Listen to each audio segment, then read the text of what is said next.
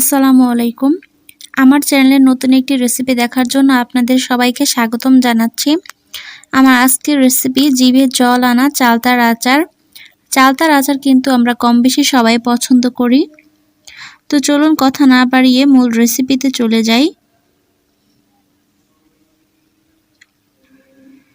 তো চালতার আচার তৈরি করার জন্য এখানে আমি 2টা মিডিয়াম সাইজের চালতা নিয়ে নিয়েছি।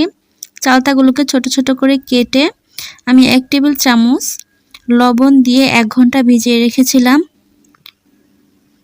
এখন খুব ভালোভাবে কষলিয়ে ধুয়ে নিচ্ছি, কেননা চালতার ভেতরে কিন্তু অনেক কষ থাকে, তো সেই জন্য খুব ভালোভাবে ধুয়ে নিতে হবে।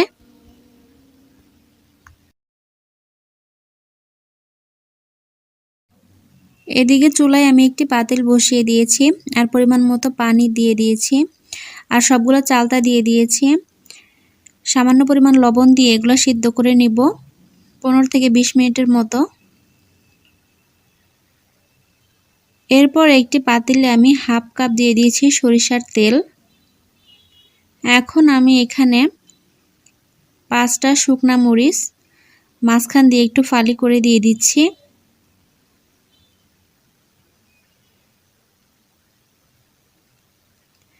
এক টুকরো দারুচিনি দিয়ে দিলাম, 3টা এলাচ দিয়ে দিচ্ছি আর একটা তেজপাতা মাঝখান দিয়ে ফালি করে দিয়ে দিচ্ছি। হালকা একটু নেড়ে দিচ্ছি।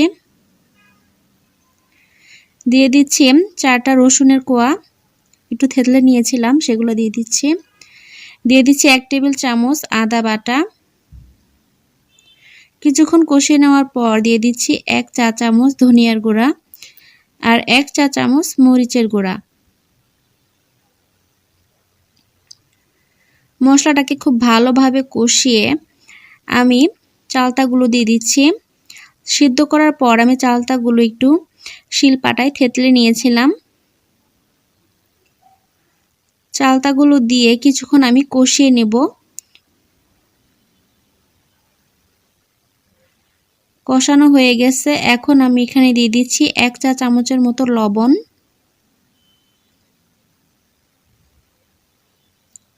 এখন আমি এখানে দিয়ে দিচ্ছি মেজারমেন্ট কাপের 1.5 কাপ পরিমাণে চিনি। চিনির পরিবর্তে আপনারা গুঁড়ো ইউজ করতে পারবেন।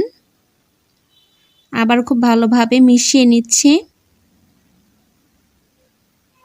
চিনি থেকে যখন পানিটা ছেড়ে দেবে তখন আমি এখানে দিয়ে দিচ্ছি 1/4 কাপ সাদা সিরকা বা ভিনেগার।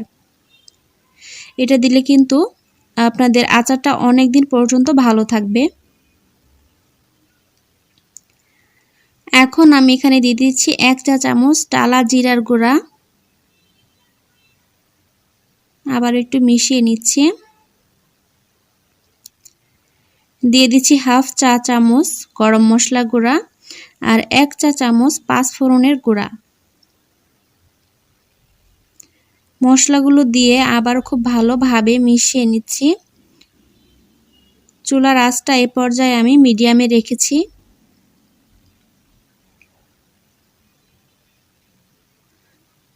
আরও কিছুক্ষণ জাল দেওয়ার পর আচারটা হয়ে গেছে।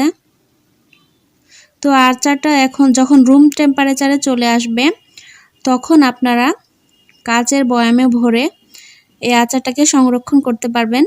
দেখতেই পাচ্ছেন কালারটা কিন্তু অনেক সুন্দর এসেছে।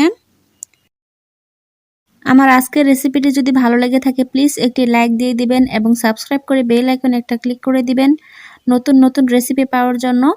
আজ এই পর্যন্তই। আল্লাহ হাফেজ।